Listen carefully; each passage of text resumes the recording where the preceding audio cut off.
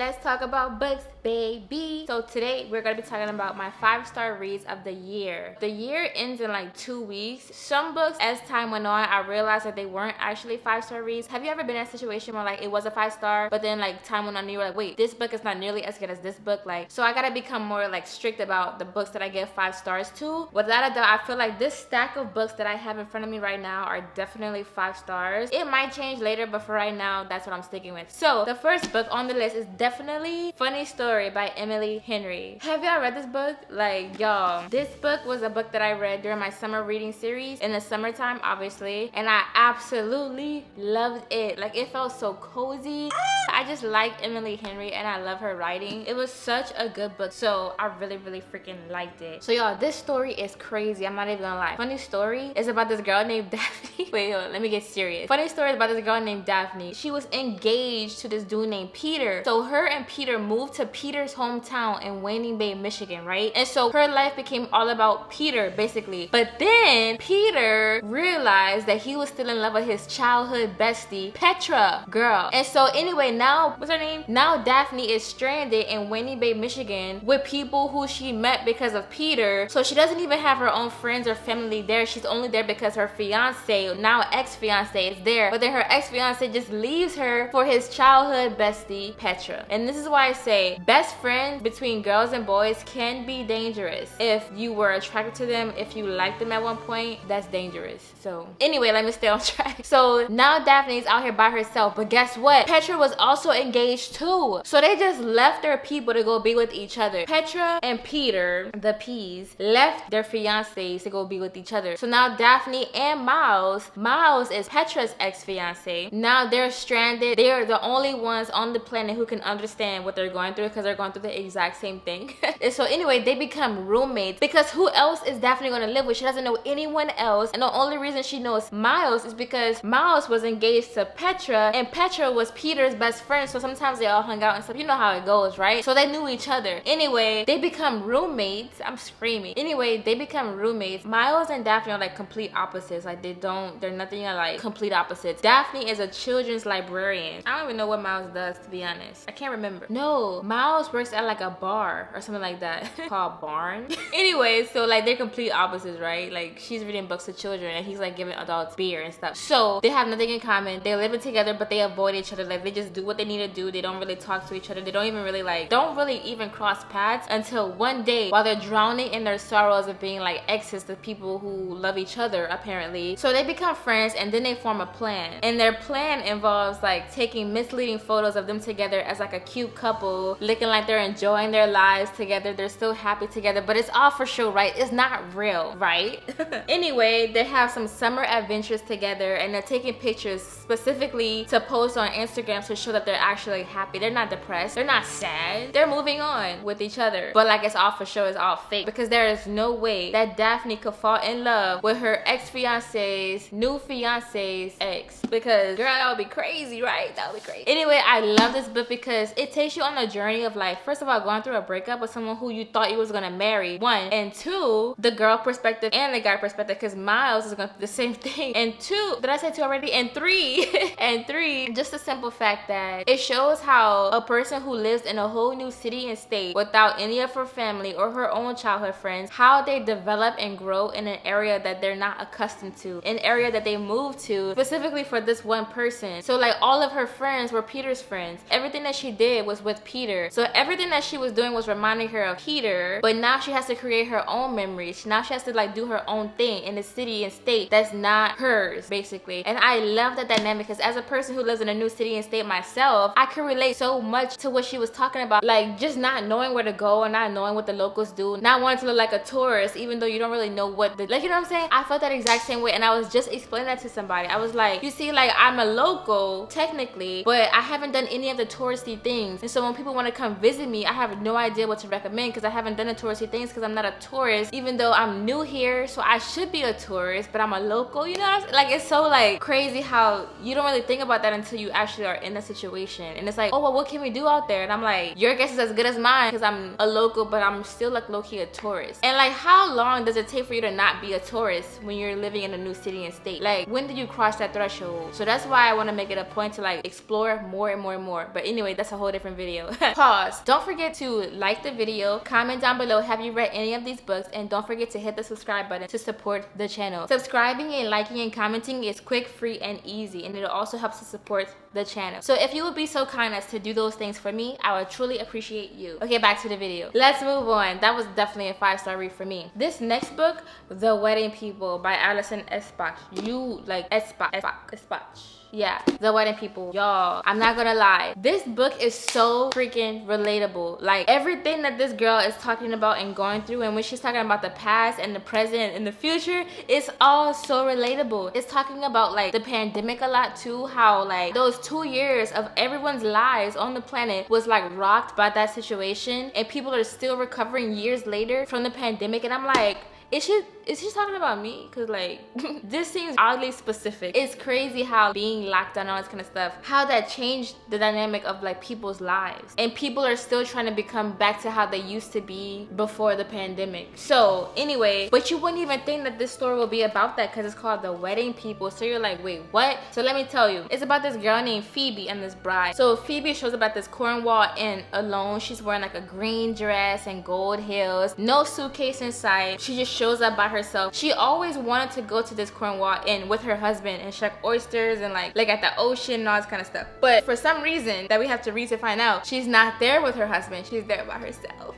But anyway, at the same time, while Phoebe is at this inn, there's like this huge wedding going on. And the bride, you know how brides are, they account for every single detail of this wedding. It's like a big party that they throw, right? So she knows everything that's going on and when things are gonna happen. She has accounted for every detail of this wedding except Phoebe. And so she meets Phoebe on the elevator and she's like, oh, are you part of like the groom's family? Like, did I not meet you before? She's like, wait, you're not here for the wedding? So everybody just assumes, even the people that's working at the inn, they all assume that she's there for the wedding too, because everybody else is there for the wedding. The bride did not account for Phoebe and Phoebe's plans, which we gotta read to find out what her plans are. So Phoebe and the Phoebe and the bride become close. They start confiding in each other. They start telling each other their secrets. When you meet a stranger, it's the equivalent to having a therapist, where like the therapist is a person that you don't know and they don't know anyone that you know personally, or like that's how it should be, like confidential, whatever. So you can tell them literally any and everything and they don't know who you're really talking about. It gives you that sense of freedom to just like speak freely about like anything terrible that you might want to say, or anything terrible that you went through. You can say it freely because they don't even know who you're talking about. So it gives you a little bit of like sense of security and safe, like, you know what I'm saying, compared to talking to a best friend about all the people that all of y'all know that could get back to them, like, you know, it might change the dynamic of you and your friends, stuff like that. Anyway, Phoebe is talking to the bride is talking to Phoebe, and they become close because they're just sharing like how they really feel and all this kind of stuff, because it's easy to do that when you don't really know them. There are no stakes in the game, whatever. Like, she's not part of the wedding, she's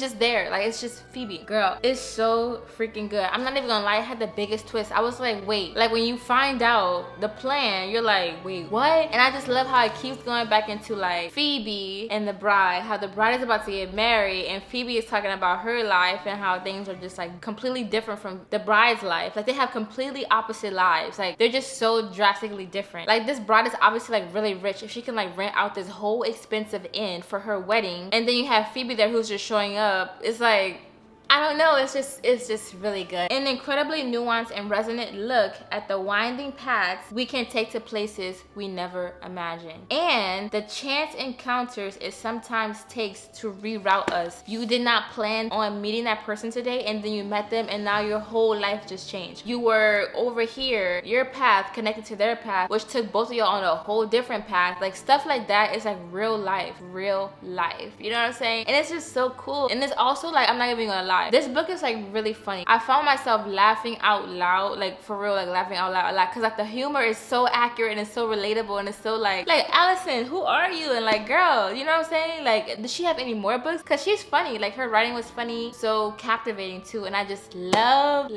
it. It was, yeah. If you haven't read The Wedding People, you should go read it for real. The next book, y'all, Before I Let Go by Kennedy Ryan. Yasmin and Josiah were married, right? They were supposed to last forever. They were soulmates, lovers, whatever, lovers and friends, all this kind of stuff. But love alone couldn't solve or save their marriage, which is so sad. Yasmin was not prepared for how her whole life fell apart, but she finally started to find joy again with her her hobbies and stuff like that. Girl, it gets crazier. Yasmin and Josiah have 2 children. They're co-parenting and they are running a very successful restaurant. Their business is thriving, y'all. They're divorced, they have 2 children, and they have a thriving business that they both co-own. They're both owners. Yet, like magnets, they are always being drawn back to each other. And they're beginning to wonder if they're truly ready to let go of what they once had. Imagine like being in a deep love, go through like depression and grief of losing like the love of your life, but still having to see them all the time because you're co-parenting and you own a business together. So you can see how that would be difficult, right? Y'all, it's so freaking good. But anyway, they're drawn together like magnets, like they understand each other. They really were in love with each other. Like everybody knew it, everybody saw it, and people are looking at them like,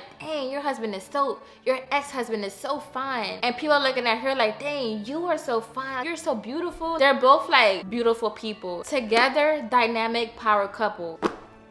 So when they split up, you're like, but soon one stolen kiss leads to another, and then another. It's hot, for real. It was hot. It's illicit, it's all good until the old wounds reopen, as they do. Like you kind of forget a little bit like why y'all even got a divorce, like why are we even separated, and then you start thinking about it and then you're like, oh, that's why. It's all coming back to me now. That's sad. I started getting sad. And then I was like, is it too late for them to find forever, or could they be even better the second time around?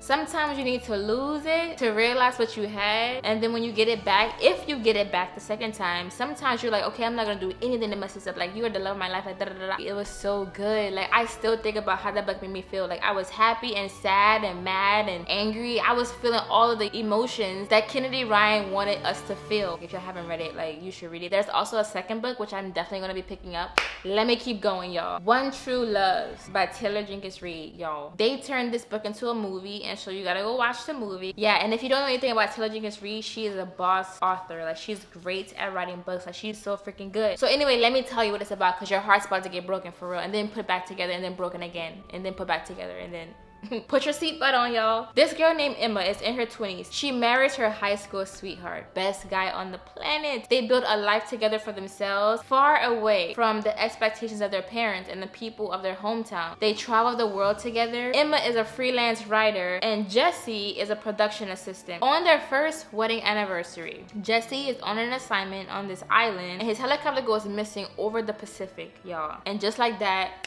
Jesse is gone.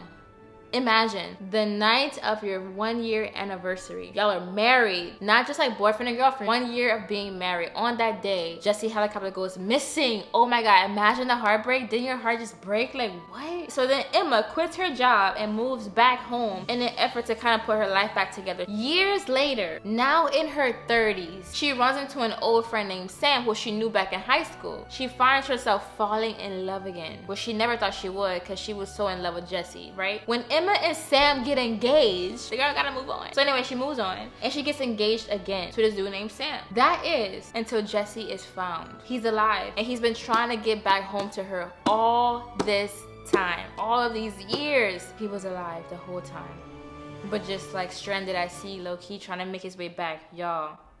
So Emma now has a husband and a fiance, but who is her one true love? Like the title. And what does it even mean to love truly? Emma knows she has to listen to her heart, but she's just not sure what her heart is saying. What an impossible situation to be in. Have you read this book? What are your thoughts? I read this book in my 24-hour reading vlog. If you haven't watched that video, you should go watch it, because I was talking about it in like more detail and stuff like that. It's good. Sad and good. Happy, sad.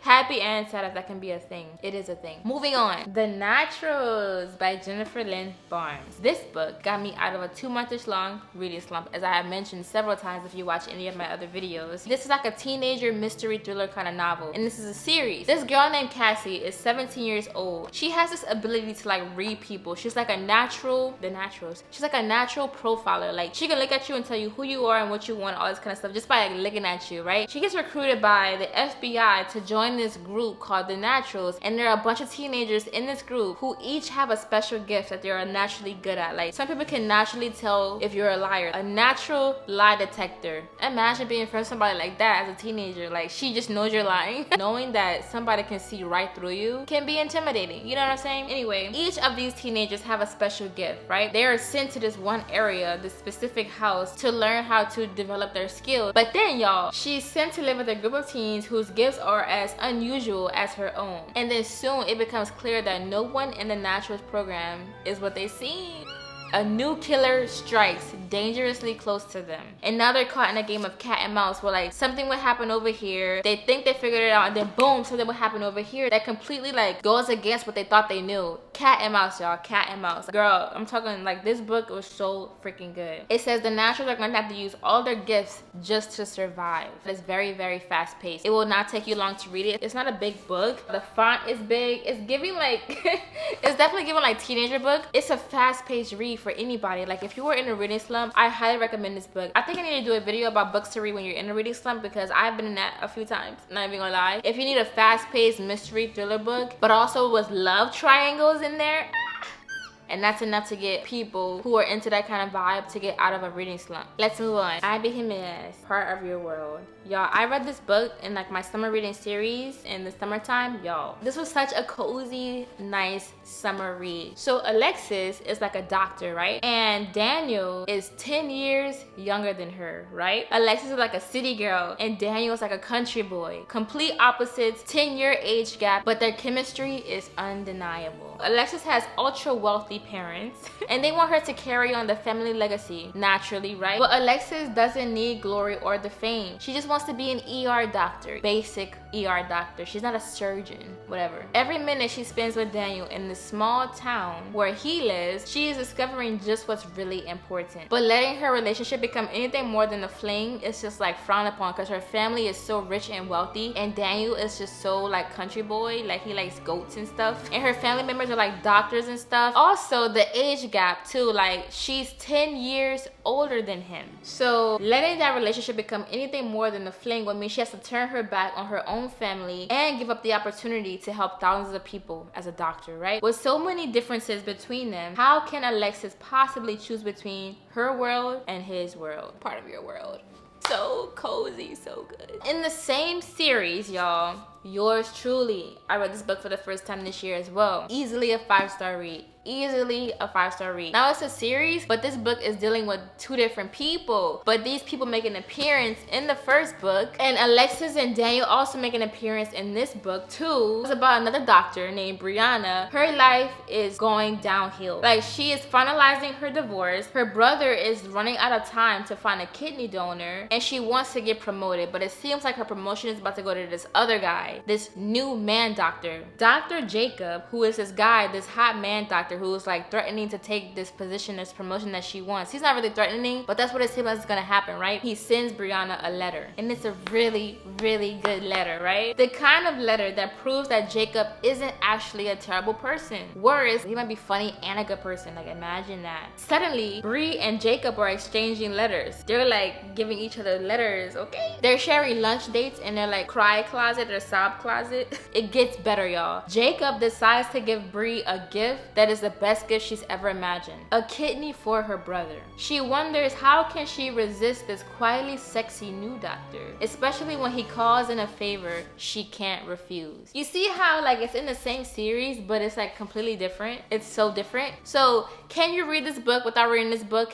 Yes. But should you? No. Because when these people in this book making another appearance, you're gonna be like, wait, who? You're not gonna get the significance and you're just not gonna get it, you know? Then, y'all, a new release of 2024. This book came out this year in the same series, y'all. Just for the Summer by Abby Jimenez. But you cannot read this book without reading the other books. I can tell you right now, you're not gonna want to read this without reading those. But it still is a standalone, kinda. Like, these books can be standalones, but characters are connected to other books. Anyway, so this girl named Emma feels like she is cursed. You see how it's different already? Like, what? Yeah, she's cursed. Because every guy she dates finds his one true love after they break up. She dates him, they break up, he finds a woman who he falls in love with. She dates another guy, they break up, this guy finds a girl who he's in love with. He finds his one true love, whatever. So she's cursed. But turns out she's not the only one with this problem, apparently. His name is Justin, and he created a Reddit thread about being love's good luck charm. Every girl that he dates, once they break up, she finds her one true love. So maybe if we came together, when this is over, we can find our one true love, because that's how this curse works, right? Hopefully they'll go on to find their soulmate after each other. Only Justin isn't supposed to be this unbelievably cute and hilarious guy. That's a dangerous combination. You're cute and funny?